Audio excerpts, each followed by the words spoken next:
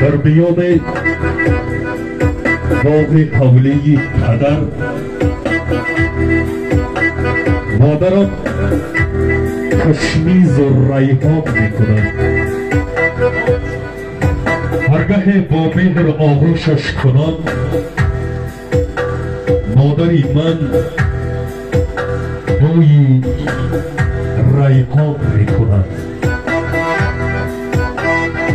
مادری من هست عزیز و محترم، لازم است او را کنم تاج بر سرم. میکنم بازم بله بر من چیکار کردم برای مادرم. میکنم بازم بله بر من چیکار کردم برای مادرم. پیر یا برنا شود مهمان ما، احترامش همچو انسان میکند. پاس دارد حق هر همسایه را، مادری من بوی انسان میکند. خانه و حملی امارت ساختم، بهری فرزند و زنم با چمن. ای میدی هم بر خود سوال من در زمان، من چیکار کردم برای مادرم. میدی هم بر خود سوال من هر زمان، من چیکار کردم برای مادرم.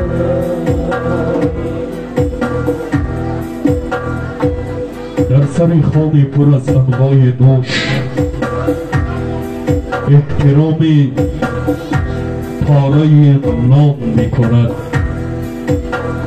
زان که نان را پاس دارد مادرم، بوی مغز و شیره نان میکند. مادری من شکر رحمان میکند. از سفر سودا برای دخترم، از فلان بازار برای بچه‌ام، جان خود کردم فدای همسرم. لک چیکار کردم برای مادرم. جان خود کردم فدای بچه‌ام، من چیکار کردم برای مادرم. مادری من است عزیز و محترم، لازم است او را کنم تاج بر سرم. میتونم بازم بله بر من چیکار کردم برای مادرم.